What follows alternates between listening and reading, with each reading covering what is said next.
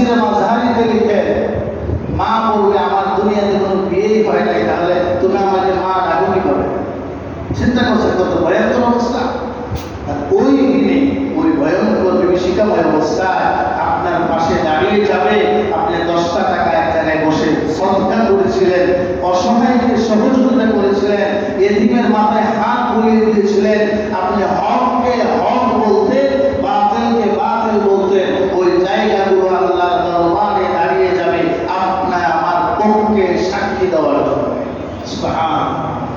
তাইলে আমাদের প্রত্যেকটা কদম, প্রত্যেকটা মুহূর্ত, প্রত্যেকটা সেকেন্ড হিসাব করে ব্যয় করতে হবে। আমি কোন লাইনে ব্যয় করছি, আমি কিভাবে এই সময়টাকে খরচ করছি। আমরা তো হিসাব করি যে আমার আপনার বয়স বাড়তেছে, না, বয়স বাড়ে নাই, আমরা দুঃখার সাগরে হাবুল ঢুকাচ্ছি। আপনার আমার বয়স যদি আল্লাহ পাক নির্ধারণ করে রাখে 50 বছর, আমরা তো জানি না কি কখন মারা যাবো, ঠিক না? যদি 50 বছর নির্ধারণ করে রাখে, তাহলে ধরেন আপনার এখন চলছে 40, আগামী বছর হবে 41, 40 থেকে 41 গেল, এটা কি বাড়লো? স্বাভাবিক দৃষ্টিভঙ্গি থেকে বোঝা যায় যে বয়সটা বাড়লো, কিন্তু কবরে যাওয়ার রাস্তাটা কমে গেল। কি বললাম ভাই, বুঝে আসছে? কবরে যাওয়ার রাস্তাটা কিন্তু শর্ট হয়ে গেল। আপনার আমার বয়স যদি আল্লাহর পক্ষ থেকে নির্ধারণ থাকে 50 আর চলে যায় 10, তাহলে ওই দিক থেকে গেল 40। তা আমরা কোনটা হিসাব করবো না, বাজে হিসাব করবো। আমার আপনার বয়স কমে আসছে, ফুরিয়ে যাচ্ছে। যেমন বরফের একটা চাকা আপনি যদি রেখে দেন বাতাসে, এটা আস্তে আস্তে আস্তে আস্তে একবার এরকম হয়ে যাবে যে এখানে বরফের কোনো অস্তিত্বই থাকবে না। আপনার আমার হায়াতের জিন্দেগি দুনিয়াতে যদি 100 বছর থাকে, নির্ধারণ করা আল্লাহর পক্ষ থেকে, এটা একদিন, এক সেকেন্ড, 1 মিনিট, 1 ঘন্টা, 1 মাস এরকম ভাবে কমতে কমতে কমতে কমতে শেষ হয়ে যাবে। আপনি আমি ছিলাম এই বাড়িতে, এই গড়ে, এটা এক সময় চিহ্ন থাকবে না। এমনকি অনেক বড় রাজা, বাদশাহ, বাহাদুররা পর্যন্ত দুনিয়া ত্যাগ করে চলে গেছে। তাদের কবরের উপরে কুকুরে পায়খানা করে, গরু পেশাব করে, ছাগলে ঘাস খায়, মানুষের বৈশা আড্ডা মারে, তার কোনো ক্ষমতা নেই এই কবর থেকে তাড়িয়ে দেওয়ার জন্য, ধমক দেওয়ার জন্য। অথচ ওই ধরনের ব্যক্তিগুলোর বাড়ির সামনে দিয়ে মানুষ হেঁটে গেলে ছাতাকে বন্ধ করে জুতো হাতে নিয়ে পা থেকে খুলে হাঁটতে হয়েছে। মুরব্বীরা যারা ভালোভাবে জানেন, কি বলেন, এমন ব্যক্তিত্ব ছিল না এই দেশে, কিন্তু তাদের কবরের অস্তিত্ব নাই এখন পর্যন্ত। তাহলে বেড়ায় গেলে সব জায়গায় চলে না। বলতেছিলাম মানুষ বড় নিমক হারাম। আল্লাহ কোরআনে বলেন মানুষ ধ্বংস হোক। আল্লাহ বলেন সূরা আদিয়ার মধ্যে, ইন্নাল ইনসানা লিরাব্বিহি লাকানুদ। মানুষ বড় অধিক কৃতজ্ঞ, নিমক হারাম। মানুষ অনেক বড় নিমক হারাম। আল্লাহ কোরআনে বলেন। ফার্সিতে একটা প্রবাদ আছে, নিমক কুলতি নিমক দারা সে দুষ্টি। নিমক হারাম এটা কাকে বলা হয়, সহজে বোঝানোর জন্য বলা হয় যে আপনি একজনকে উপকার করলেন টাকা দিয়ে বা কথা দিয়ে বা সময় দিয়ে, পরবর্তীতে আপনাকে সে একটা বাস দিয়ে দিল, এটাকে বলে নিমক হারাম। আপনি তার সুনাম করলেন, কিন্তু সুযোগে সদ্ব্যবহার আপনার বদনাম করে দেন। আল্লাহ তাআলা বলতেছেন, বুঝাইতেছেন, আমি কত অসংখ্য অগণিত নিয়ামত দিলাম, এই নিয়ামতগুলো তুমি ভোগ করতেছো, খাইতেছো, উপভোগ করতেছো, কিন্তু আমি আল্লাহর ইবাদত তুমি করো না। তোমার কাছে তো আমি কোনো কিছু চাই না, শুধু আমার ইবাদত করবা, এতটুকু আমি চাই। তাহলে তুমি এতটুকু করতে পারবা না, জেনে রাখো তোমার জন্য জাহান্নামের শাস্তি অবধারিত আছে, তোমার জন্য জাহান্নামের শাস্তি অবধারিত আছে। এত নিয়ামত দেওয়ার পরে তোমার বোঝ আসে না, তোমার দিলকে তুমি মানাইতে পারো না যে এত নিয়ামতগুলো কে দিল আমাকে। হ্যাঁ, চন্দ্র সূর্য নিয়ামত, আসমান জমিন নিয়ামত। আল্লাহ তাআলা কোরআনে বলেন যে আসমানকে আমি ছাদ বানিয়ে দিয়েছি, জমিনকে আমি বিছানা বানিয়ে দিয়েছি। এটা নিয়ামত। আমার বান্দা হাঁটবে, ধরবে, এই জমিনের মধ্যে কৃষি করবে, এখান থেকে খাবার উৎপন্ন করবে, গরু গাভীকে ঘাস খাওয়াবে। অর্থাৎ প্রত্যেকটা জিনিস আমি আমার বান্দা বান্দির জন্য উপকরণ করে দিয়েছি, এগুলো তারা ভোগ করবে। আরামে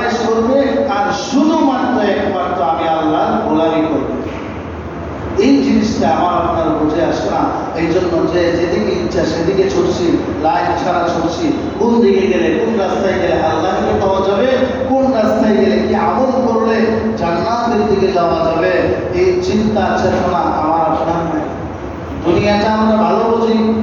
যদি আপনি দুই কড়া জায়গা কিনেন, ওইটার কাগজ আপনি বুঝেন না, যে বুঝে দলিলপত্র তার কাছে একবার, দুইবার, 10বার নিয়ে যেতে রাজি। 4-5 জনের দলিল লেখকের পরামর্শ নিয়ে আপনি জমি ক্রয় করেন, এমনি এমনি বললো আর আপনি টাকা দিয়ে আপনি দলিল নিয়ে আসবেন, এরকমটা কিন্তু করেন না। আরেকটু নিচে আসেন, আপনি 50 টাকাতে একটা কুমড়ো কিনতে গেছেন সবজি বাজারে, ওইটাকে নখ দিয়ে চিমটি কাইটে দেখে এটা কি গোড়া হয়ে গেল না কচি আছে, কচি থাকলে 50 টাকা দিয়ে দেবো, আর যদি বুড়ো হয়ে যায় 10 টাকা দাম দেবো না, এটা কোনো কাজে আসবে না।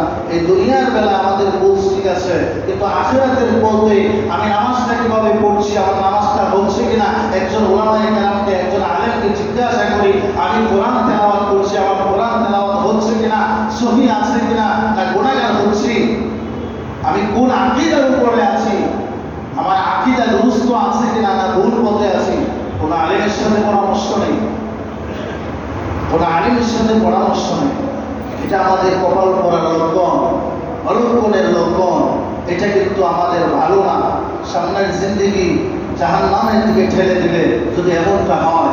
প্রত্যেকটা জিনিস আলেম ওলামা যারা পরকালমুখী, যারা কোরআন হাদিসের জ্ঞান রাখে, তাদের সাথে পরামর্শ করে প্রত্যেকটা আমল করা দরকার।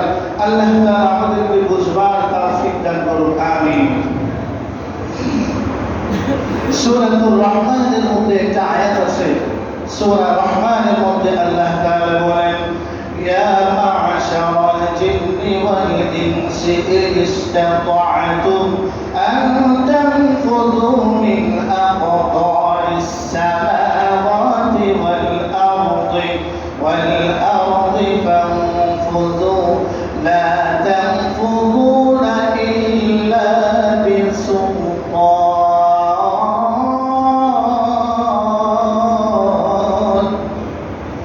আল্লাহ রাব্বুল আলামিন বলেন, এত অসংখ্য অগণিত নিয়ামত বান্দা বান্দি তোমাকে দেওয়ার পরে তোমার যদি ইবাদত করা, আমি আল্লাহর হুকুম পালন করা ভালো না লাগে, তাহলে আমি আল্লাহর বাড়ি থেকে তুমি বাহিরে চলে যাও। মুফাসসিরিনে কেরাম তাফসীরে মাযহারিতে লিখছেন, আল্লাহর বাড়ি বলতে কি বোঝানো হয়েছে?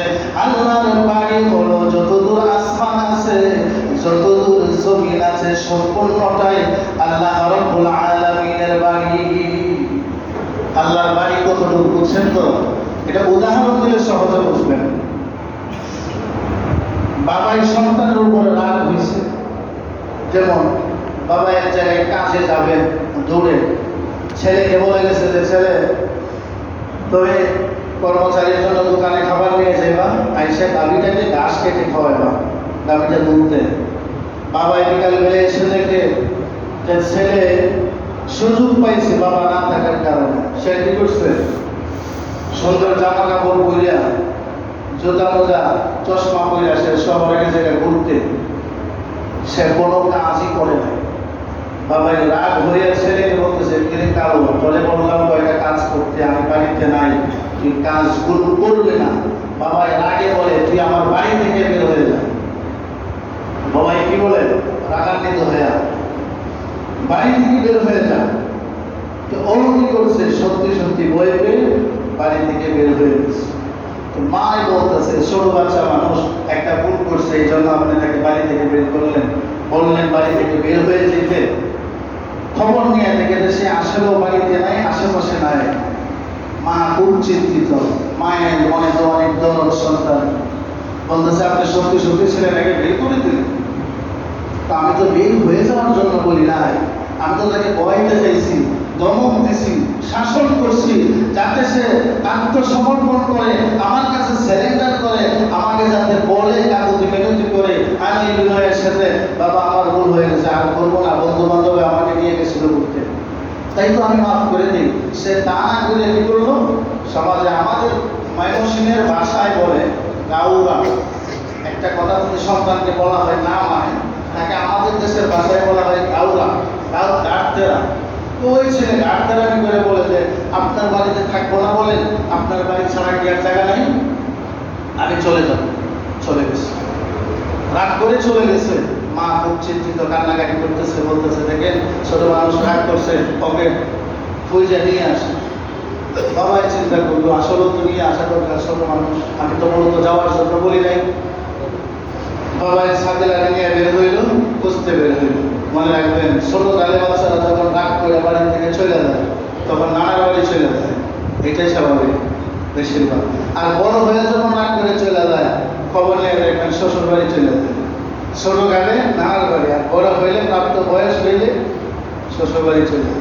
ওই ছোট বাচ্চা চলে গেছে নানার বাড়ি। নানার বাড়ি গেছে, কে কালো তুই যে তো নানার বাড়ি চলে আসলে আর তুই তা আপনি বলছেন আপনার বাড়ি না থাকার জন্য, এই জন্য চলে আসছে। তবে এখানে তো নানার বাড়ি কেমন হইল? আমার যদি শ্বশুর বাড়ি না হয় তোর কি নানার বাড়ি হয়? না, তা তো ঠিকই, আমার ওই বাড়ি থেকেও বের হয়ে যায়। কারণ আগে আমার শ্বশুর বাড়ি রয়েছে, তারপরে তো নানার বাড়ি রয়েছে। কারণ আমার সম্পর্ক দিয়ে তোর সম্পর্ক, ওখান থেকে বের হয়ে তুই ওখানেও থাকতে পারবে না। তো ঠিক আছে, না থাকলে কি অন্য জায়গায় যাবে। ও এখনো কিন্তু সিলিন্ডার করে না, আত্মসমর্পণ করে না। ওই যে আমাদের পিছনে একটা বড় আমল চলে গেল, কোরবানি। কোরবানি অর্থ হলো আল্লাহর নৈকট্য হাসিল করা, আরেক অর্থ হলো আত্মসমর্পণ করা। নিজের মন মন জীবন যৌবন সবকিছু সঁপে দেওয়া আল্লাহর দরবারে, এটা কোরবানি বলা হয়। ছেলে রাগ করে চলে গেছে কোথায়? ফুফুর বাড়ি, অর্থাৎ বাবার বোনের বাড়ি। ওখানে বাবা খুঁজে গেছে, তাই বলতেছে গিরে তুই এখানে আসলি কেন? বলে যে ওখানে থাকতে দেন না, এই জন্য এখানে আসছি। বলে এখানে তুই কি উদ্দেশ্যে কেন আসলি, কি কারণে আসলি? বলতেছে এখানে আসছি আমি আমার ফুফুর বাড়ি থেকে। ফুফুর বাড়ি কেমনে হইল? আমার যদি বোন না হতো তাহলে তো ফুফুর বাড়ি হইতো না। তো অর্থাৎ আগে তো দূরে ছিলে, এখন তো ব্লাডের কালেকশন, আমার আপন বোন, আমার রক্ত, তুই এখানেও থাকতে পারবে না। তখন ছেলে চিন্তা করলো কত জায়গায় দিয়ে ঘুরলাম, সব জায়গায় একদিকে না একদিকে আমার বাবার আত্মীয়, এছাড়া আমার কোনো জায়গা নাই যাওয়ার। ঠিক আল্লাহ তাআলা বলছেন মূলত আল্লাহর বাড়ি ছেড়ে চলে যাওয়ার জন্য না, এটা পরের অংশ, আয়াতের পরের অংশে বোঝা যায়। লা তানকুযুনা ইল্লা বিসুলতান, পরের অংশে বোঝা যায় যে আল্লাহ মূলত চলে যাওয়ার জন্য বলে নাই। আল্লাহ বলেন যদি শক্তি সমর্থ থাকে তাহলে আমার বাড়ি ছেড়ে চলে যা। পৃথিবীর কোন মানুষের কি শক্তি আছে এই জমিন আর আসমানের বাহিরে চলে যাওয়ার? নাই। তাহলে বোঝা গেল কেন বললেন আল্লাহ? বলার কারণ হলো সিলিন্ডার করার জন্য, আমার কাছে আত্মসমর্পণ করার জন্য। সন্তান যেরকম ঘুরে ঘুরে দেখলো যে কেউ বাড়িতে থাকার কোনো সিস্টেম নাই, বাবার শত্রু ছাড়া, বাবার সম্পর্ক ছাড়া, ঠিক এরকম ভাবে আল্লাহ তাআলা বুঝাইতে চাচ্ছেন তুমি বাংলাদেশে থাকতে চাও না, চলে যাবে ইন্ডিয়া, ইন্ডিয়াও আমার জমিন আছে, আমার আসমান আছে। তুমি চলে যাবে আফগানিস্তান, ওখানে আমি আল্লাহর জমিন আছে, আসমান আছে। ঠিক এরকম লন্ডন, আমেরিকা, কানাডা, পৃথিবীর 228টা দেশ আছে। যে কোনো দেশে যাও না কেন, ওখানে আমি আল্লাহর আসমান আর জমিন। পালাবে কোথায়? চতুর্দিকে আসমান, পালাবে কোথায়? ওসমান। চতুর্দিকে আসমান, আসমানের বাইরে যাওয়ার কোনো সিস্টেম নাই। কাজেই ছেলে বুঝতে পেরেল যে বাবার সম্পর্ক ছাড়া আমার কোনো বাড়িতে যাওয়ার সুযোগ নাই। বাবার আত্মীয়তা ছাড়া যদি আমি কেউ বাড়িতে যাই তাহলে আমাকে দূর দূর করে তাড়িয়ে দিবে, বলবে তোমাকে চিনি না, তুমি তো আমার আত্মীয় হও না, তুমি তো আমার আত্মীয়তার সম্পর্ক হও না। আর যদি কারোর বাড়িতে উঠতে হয়, থাকতে হয় 2-4 দিন, তাহলে বাবার সম্পর্কে আত্মীয়র বাড়িতে থাকতে হবে। আর বাবা যেহেতু বলছে আমার বাড়িতে থাকতে পারবে না, আমার আত্মীয়তার সম্পর্ক যেখানে আছে সেখানেও থাকতে পারবে না। কাজেই আর ঘোরাফেরা করে কোনো লাভ নাই। বাবার কাছে আত্মসমর্পণ করি, বাবার কাছে সারেন্ডার করি। ও বাবা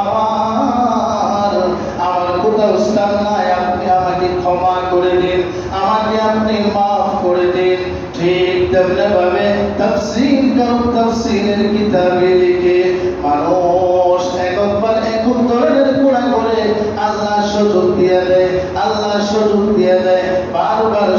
করে দেয়, মিথ্যার গুনাহ করে আল্লাহ সুযোগ দেয়, তাকে ধ্বংস করে না। জবানের গুনাহ করে, চোখের গুনাহ করে, ব্রেইনের গুনাহ করে, অঙ্গ প্রত্যঙ্গের গুনাহ করে বারবার আল্লাহ ইচ্ছা করলে ঠাড়া ফালাইয়া মারতে পারে, ধ্বংস করে দিতে পারে, কিন্তু ধ্বংস করেন না। কেন ধ্বংস করেন না? আল্লাহ পাকের কাছে সিলিন্ডার করার জন্য সুযোগ রেখে দিয়েছে। এটার বাস্তব উদাহরণ হলো সাহাবায়ে কেরাম। বলেন তো কোন সাহাবী আছে যে শুরু থেকে মুসলমান ছিল? সমস্ত সাহাবী আগে ছিল অমুসলিম, পরবর্তীতে মুসলমান হয়েছে, ঈমান আনছে। তাইলে ওমর রাদিয়াল্লাহু তাআলা আনহু যখন মূর্তি পূজা করতো, আল্লাহ যদি রাগ করে কারা পালায় বাইরে যেত, তাহলে কি সে খলিফাতুল মুসলিমিন হইতে পারতো? এত বড় সাহাবী হইতে পারতো? জান্নাতের সার্টিফিকেট ওয়ালা লোক হইতে পারতো? পারতো না। যখন সে নিয়ত করছে, ঘোষণা দিছে যে আমি মুহাম্মদের কল্লা নিয়ে আসবো, খোলা তলোয়ার নিয়ে যখন যাচ্ছে মক্কার থেকে, তখন যদি আল্লাহ রাগ হইয়া ফেরেশতা বানাইতো যে ওরে দুইটা থাপ্পড় দিয়ে মেরে দিলাম, তাহলে কি তার নবীজির কাছে আত্মসমর্পণ করার সুযোগ পাইতো? ইসলামের ছায়াতলে আসার সময় পাইতো? এটা হচ্ছে 2 নম্বর ব্যাখ্যা। আল্লাহ 1400-1500 বছর আগে বলছেন কুতিলাল ইনসানু মা আকফারা, যে মানুষ ধ্বংস হোক। তাহলে এত বছর আগে বললো আল্লাহ ধ্বংস হোক, তাহলে এখনো ধ্বংস হয় না কেন? এটা হলো 1 নম্বর ব্যাখ্যা। 2 নম্বর ব্যাখ্যা হলো ফেরাউনের নাম শুনছেন, নমরুদের নাম শুনছেন। নমরুদের নাক দিয়া মশা ঢুকছিল, শোনেন নাই? নমরুদের নাক দিয়া মশা ঢুকছিল।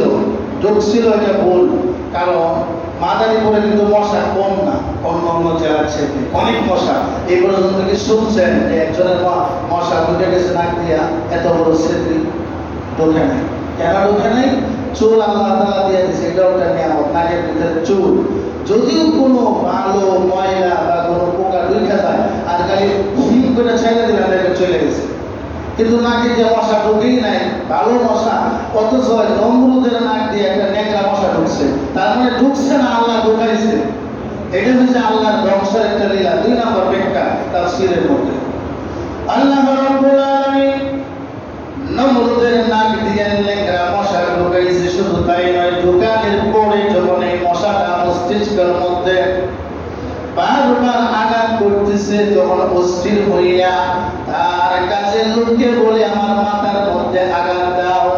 আঘাত করলে কিছু সময় মশার বিরক্ত থেকে, বিরক্তকর কাছ থেকে, কামড় থেকে সে বেঁচে থাকে। আবার যখন মশাটা বুঝতে পারে এখন আর তার মাথায় আঘাত করে না, তখন আবার কামড় দিয়ে দেয়।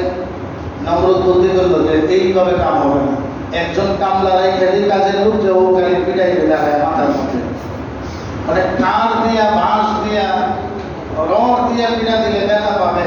পরে তো আমার জুতা নেই, জুতা দিয়ে পিটা দেয়। কি বোঝেন? জুতা দিয়ে পিটা দেয়। আল্লাহ যে ধ্বংস করবে মানুষকে, এটা 2 নম্বর ব্যাখ্যা। ওই জুতা দিয়ে পিটায়। এখন যাকে কামলা রাখছে, ও 24 ঘন্টা কি না খায় না ঘুমায় কি পিটাইতে পারবে? তখন সে চিন্তা করলো, হাতে তো ঘুমাইতেছে, আমি কি করি, বড় একটা মোগর দিয়ে জোরে একটা পিটা দিই, পরে গিয়ে আমি খাই আর ঘুমাই। ওই চিন্তা ভাবনা করে আবার একটা বড় লাঠি নিল, নিয়ে দিচ্ছে বাড়ি যাওয়ার পরে শেষ। মশাও শেষ, মশা যেখানে করছে হেলেও শেষ। আল্লাহ যে বলছে যে ধ্বংস হবে, এই যে ধ্বংস 2 নম্বর ব্যাখ্যা। 3 নম্বর ব্যাখ্যা হলো পৃথিবীর মধ্যে এমন কোনো মানুষ নাই বলতে পারবে আমি সারা জীবন থাকবো। কেউ পারবেন বলতে? এটাই তো বলতে পারবেন না যে আমি আসরের নামাজ আবার পড়তে পারবো। কি বলেন? এটাই তো আমরা বলতে পারবো না। 3 নম্বর ব্যাখ্যা হলো কুতিলাল ইনসানু মা আকফারা, মানুষ ধ্বংস। 3 নম্বর ব্যাখ্যা হলো সারা পৃথিবীর সমস্ত মানুষ, কেউ কম বয়সে, কেউ বেশি বয়সে, ছেলে হোক মেয়ে হোক, সরকারি চাকরিজীবী হোক, বেসরকারি চাকরিজীবী হোক, ব্যবসায়ী হোক অথবা ব্যবসা না করো, সমস্ত শ্রেণীর সমস্ত মানুষ একদিন না একদিন আল্লাহর ডাকে সাড়া দিয়ে চলে যেতে হবে। এটা হলো 3 নম্বর ব্যাখ্যা ধ্বংস। আল্লাহ তাআলা বুঝাইতেছেন যে নিমক হারাম, এবং খারাপ মানুষ অনেক অকৃতজ্ঞ। এটা হলো যে আমি এত অসংখ্য নিয়ামত দিয়ে দিলাম, এই নিয়ামত গুলো ভোগ করবে, খাবে, শরীরের মধ্যে শক্তি জোগাড় করবে, আর আমি আল্লাহ ইবাদত করবে। কিন্তু না, সে কি করে? ইবাদত করতে রাজি না, সে গাউরামি করে। এই যারা গাউরামি করার অভ্যাস আছে, শুধু নামাজের নামই শুধু ইবাদত নয়, শুধু সঠিক পথে চললাম এটার নামে ইবাদত নয়। এক কথা, আল্লাহ তাআলা যেগুলো করার জন্য বলছেন এগুলো করো, এগুলো সব করতে হবে।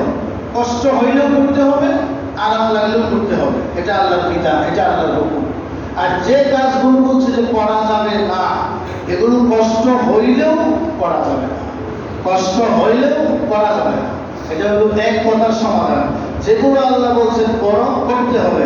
যেগুলো আল্লাহ বলছেন ছাড়ো, ছাড়তে হবে।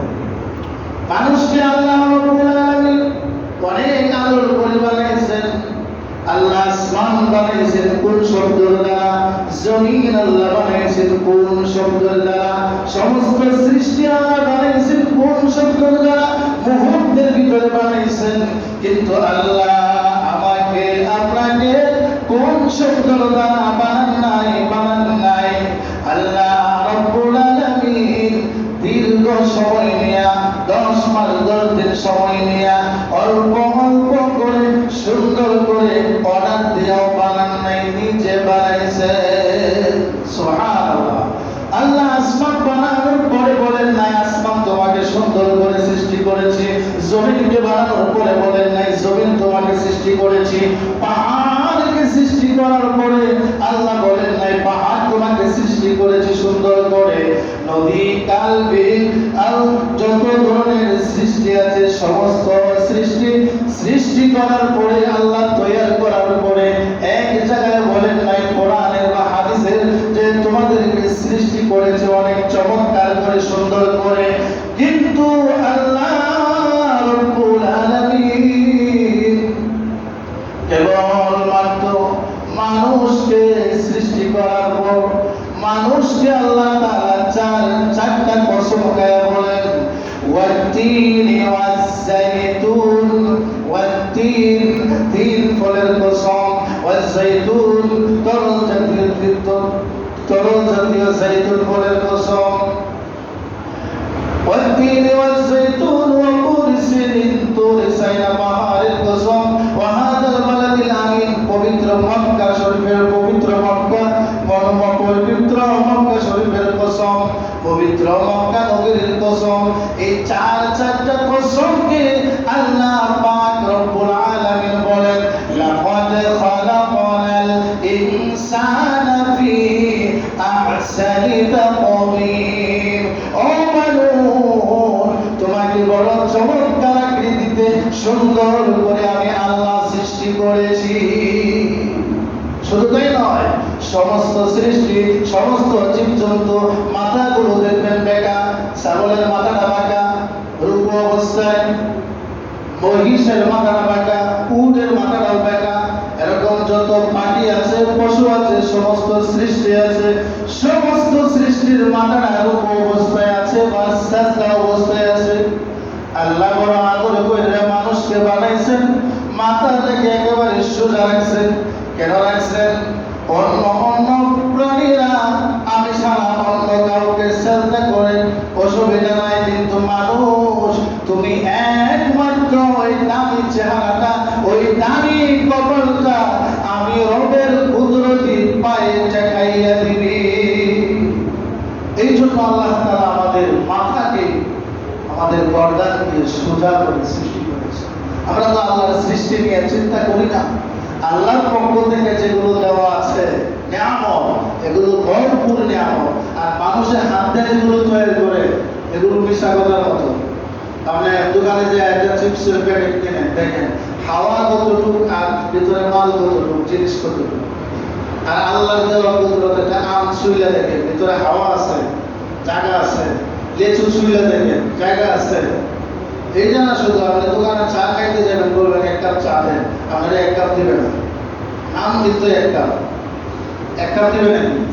আল্লাহ যা যা কিছু দেয় সব অতিরিক্ত দেয়, সব কিছু অতিরিক্ত দেয়। শুধু এটা না, সমস্ত ফলের দিকে টাকা দেখে কি সুন্দর একটা কাবার লাগাই দিছে, কি সুন্দর একটা প্যাকেট করে দিচ্ছে আল্লাহ। হ্যাঁ, আম জাম কাঁঠাল লেচু লেবু যা কিছু আছে সব কিছুর মধ্যে সুন্দর একটা কাবার করে প্যাকেট করে দিছে। কেন দিছে? যে আমি ওই বন্দা বন্দিরা আমি আল্লাহ অনেক মহব্বত করে বানাইছি। ওই চেহারাটা আল্লাহর কুদরতি হাতে বানাইছেন। এই চেহারাটা এত সুন্দর করে বানাইছি, সমস্ত মখলুকের মধ্যে মানুষকে আমি সুন্দর করে বানাইছি। এই জন্য ওরা আমার দাসত্ব করবে, গোলামি করবে, নিয়ামত গুলো ভোগ করবে। আমি আল্লাহর কুদরতি পায়ে সেজদা দিবে, মাথা ঠেকাবে। এই জন্য কিন্তু তা না করে, আল্লাহকে সেজদা না করে, আল্লাহর ইবাদত না করে আমরা ছুটছি বাম পথে। মাজারে যায় সেজদা দেওয়া হয়, মাজারে যায় চাওয়া হয়। আল্লাহ বলেন লা তাখুযুহু সিনাতুন ওয়ালা নাওম। এই আয়াতের তাফসীর তিনটা ব্যাখ্যা, এই আয়াতের তাফসীরে তিনটা বিষয় মুফাসসিরিন কেরাম লেখেন। এর মধ্যে একটা হলো আল্লাহ তাআলা ঘুমানো না, তাড়ানো না। কেন ঘুমান না, কেন তাড়ান না? আল্লাহর দয়া মায়া অনেক বেশি। আল্লাহর দয়া মায়া অনেক বেশি হওয়ার কারণে আল্লাহ ঘুমান না, তাড়ানো না, ঘুমের ভাবও আসে না।